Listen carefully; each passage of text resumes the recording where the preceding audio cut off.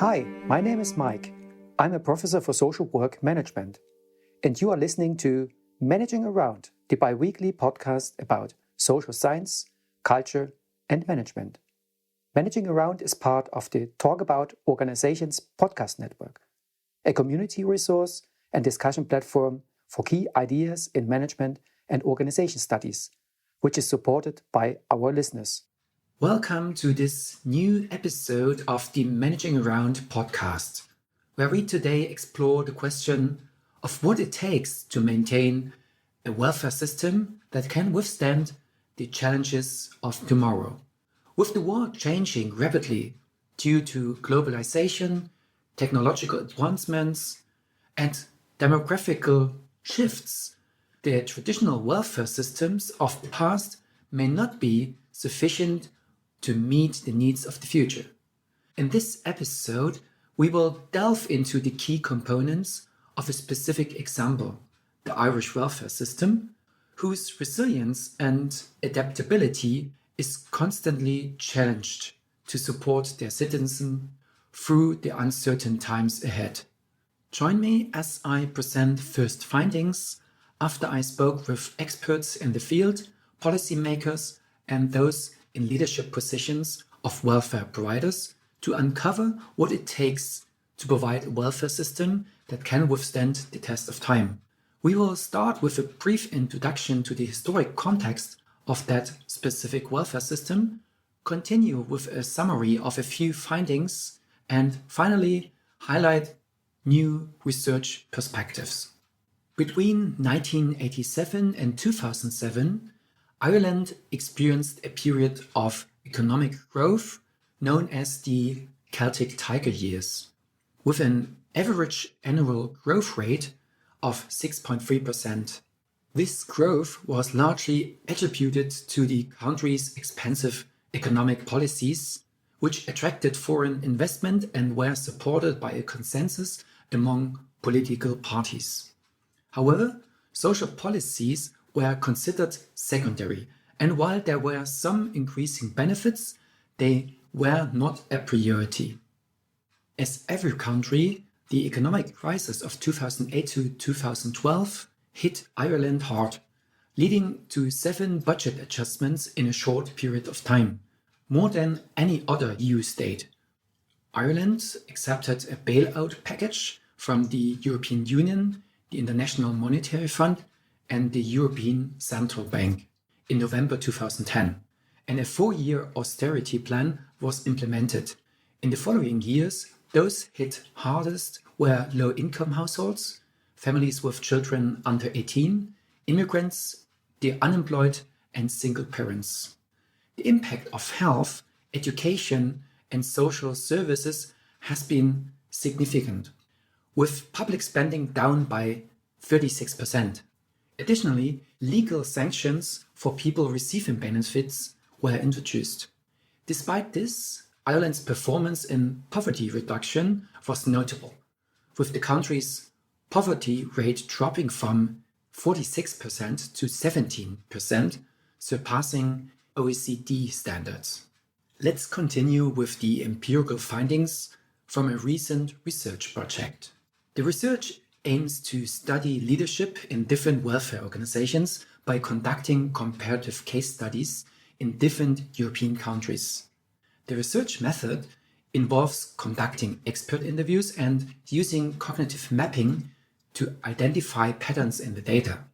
The expected outcome of this study is the development of typologies based on the data collected from the different welfare states. The qualitative research focuses on 12 middle and upper level managers in the non-profit, public, and private sector who work in various areas such as youth work, family support, homeless services, and child protection. The data collection and analysis method involves conducting qualitative expert interviews and the thematic analysis by Brown and Clark, 2006. The coded material shows already some themes that need further exploration. The findings suggest that changes in the funding of social services have occurred in recent years, which may impact the provision of services. The research also highlights challenges related to the availability of skilled professionals in welfare state. In addition, the research project identifies the unique characteristics and singularities of the Irish welfare state. The study also examines future expectations and attitudes towards the provision of services. Finally, the research project provides strategies for the development and improvement of the Irish welfare state. Overall, the findings provide insights into the current state of the Irish welfare state and offer recommendations for its future development. At the end of this episode, I want to highlight just a few future research directions in the study of welfare organizations, with a particular focus on potential areas for exploration and development. First, comparative social welfare system analysis. Esping-Anderson's comparative social systems analysis is a key theoretical perspective in the study of welfare states. In his seminal work, The Three Worlds of Welfare Capitalism, Esping-Anderson classifies welfare states into three main types: liberal, conservative, and social democratic, based on the extent of demodification and social stratification of the society. These research questions may be interesting. How has the classification of welfare states evolved since Esping-Anderson's original study? How do different welfare state regimes impact income inequality and social mobility?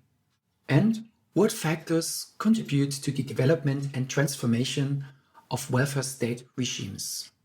Another field would be worth exploring: systematic comparison of qualitative data. This approach provides a structured method for comparing qualitative data across different cases. By standardizing the comparison process, this method seeks to enhance the validity and reliability of qualitative comparative studies. After studying this approach, the following research questions came to my mind. What are the key challenges in using this method for comparing qualitative data across cases? How can this method be adapted to different research designs and types of data? How does this method compare to other qualitative methods? And there's another field of theoretical studies worth exploring: studies about the future of European welfare models and policies. Considering the demographic, economic, and social changes in different EU states, recent research focuses on the comparison of European welfare models and policies.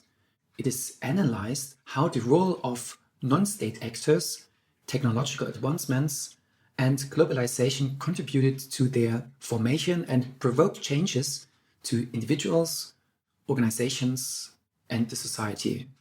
In this context, future research should focus on these research questions. What are the likely consequences of demographic changes on the sustainability of European welfare models? How might increasing automation and digitization impact European welfare policies and systems? What role do non-state actors play in shaping the future of European welfare models? The second last field of research I came across is the qualitative organizational research. Qualitative organizational research is a methodological approach that focuses on understanding the first-hand experiences and nuances of organizational processes, cultures, and structures. In the literature, we can find various qualitative research methods for organizational studies, such as ethnography, case studies, and grounded theory. Future research may explore the following research questions. How do different qualitative research methods contribute to our understanding of organizational dynamics? What are the ethical considerations when conducting qualitative organizational research? How can qualitative organizational research be combined with qualitative approaches to provide a more comprehensive understanding of organizational phenomena? And Last but not least, we can also explore the oral history and narrative research on professional experiences of executives in welfare organizations. This may help to study the professional experiences of leaders and the influence of their professional histories on their leadership styles and decision-making processes. This perspective emphasizes the importance of understanding the individual experiences of leaders in order to gain insights into their actions and behaviors within the organization. Having said this, the following research questions could be of paramount importance. How do personal life experiences shape the leadership styles and decision-making processes of executives? What are the implications of leaders' personal histories for organizational culture and performance? How can qualitative research methods be employed to study the personal experiences and life histories of leaders in different organizational contexts? We now come to the end of this episode. What are the lessons learned? To summarize, the challenges facing welfare systems are constantly evolving, and it is essential to develop strategies that can adapt and withstand the test of time. This episode of the Managing Around podcast has highlighted the resilience and adaptability of the Irish welfare system in the face of significant challenges. The findings of the recent research project suggests that changes in funding and the availability of skilled professionals have occurred, and future research directions in the study of welfare organizations could include comparative social welfare systems analysis, systematic comparison of qualitative data, studies about the future of European welfare models and policies, qualitative organizational research, and narrative research on professional experiences of executives in welfare organizations. These research directions can provide valuable insights into the development and improvement of welfare systems that can better serve the needs of citizens in the future. If you are interested in these findings, please don't hesitate to contact me. I would appreciate any discussion about the topic or related questions in your research. Thank you for listening to this episode of Managing Around podcast.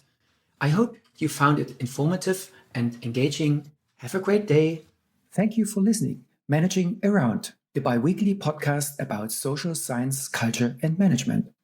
Managing Around is part of the Talk About Organizations podcast network, a community resource and discussion platform for key ideas in management and organization studies, which is supported by our listeners. If you liked this episode, please leave a review on your favorite podcast website. There's also a link in the show notes. If you've got any thoughts on this episode, or if you've got any idea about new podcast topics or questions you'd like to discuss, send me an audio file or voice note to hi@profmanagement.de. For any non-audio comments, drop a tweet or DM to @profmanagement on Twitter or Instagram, please. For more information, visit my website www.profmanagement.de. Thank you for listening and see you next time.